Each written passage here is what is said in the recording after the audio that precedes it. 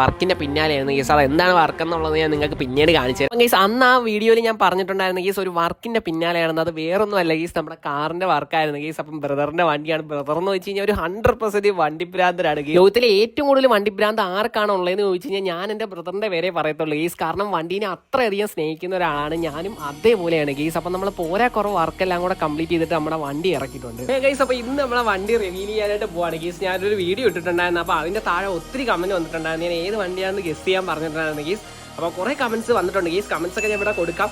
അപ്പോൾ നമ്മൾ വണ്ടി ഇപ്പോൾ റിവീൽ ചെയ്യാനായിട്ട് പോവാണ് കേട്ടോ.